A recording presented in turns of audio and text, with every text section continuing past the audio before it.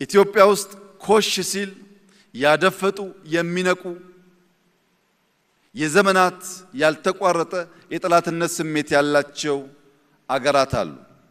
የኢትዮጵያን ታሪክ ከጉንደት እስከ ጉራ፣ ከአድዋ እስከ ማይጮ፣ ከካራማራ እስከ ባድመ እያንዳንዱን ብትፈትሹት ስንገነባ ያደፈጡ፣ ስንጨቃጨቅ እድል ጊዜ ጠብቀው ጣልቃ ሽብልቅ እየገቡ መሻቶቻችን እንዳንከውን የሚያደርጉ ኃይሎች አሉ።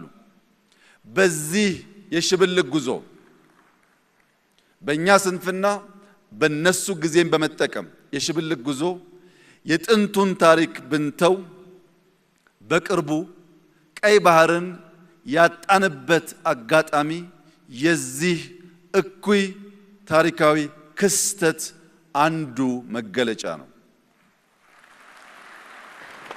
ኢትዮጵያ ለሺህ ዘመናት ያስተዳደረችውን በባለቤትነት የያዘችውን ለራሷም ለከባቢውም መጠቀሚያ ያኖረችውን ቀይ ባህር ያልተመረጠ መንግስት፣ ያልተወያየ መንግስት በሸፍጥ ኢትዮጵያን የጂኦግራፊ እስረኛ እንዲያደርግ ያደረገበት ዋናው ምክንያት በውስጥ ያለን ስንፍና እንጂ የኢትዮጵያን መሻትና ጥቅም ማስቆም የሚችል ኃይል ስለነበረ ስላለ ስለሚኖር አይደለም።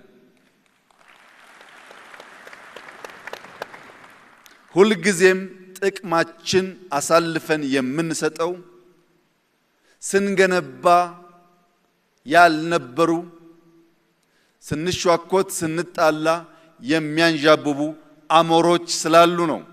አሞራ ሲታረድ ይመጣል፣ ሲገነባ የለም። ህዳሴን ስንገነባ እኛ ጋር ያልነበሩ፣ ከተሞቻችን ሲያሸበርቁ እኛ ጋር ያልነበሩ፣ ልማት ስንጀምር እኛ ጋር ያልነበሩ፣ እርስ በርስ ስንጨቃጨቅ ግን ከየት መጡ ሳይባሉ ጥይት ሲያቀብሉ፣ ብር ሲያቀብሉ፣ በሚዲያ ፕሮፓጋንዳ ሲያደርጉ ይታያል። እጅግ የተከበረው የኢትዮጵያ ሕዝብ አንድ ነገር ልብ እንዲል እፈልጋለሁ። ምንም ጉዳይ በውስጥ ቢያከራክረን፣ ምንም ጉዳይ በውስጥ ቢያጨቃጭቀን እንዲህ ባለው መድረክ መነጋገር፣ መወያየት፣ መፍታት ስለምንችል ለሌሎች ኃይሎች ጥቅም የኢትዮጵያን መሻት የኢትዮጵያን ብሔራዊ ፍላጎት አሳልፈን የምንሰጥ በታሪክ ውስጥ እንክርዳድ ሆነን የምንታይ ዜጎች ላለመሆን እያንዳንዳችን ጥረት ማድረግ ይኖርብናል።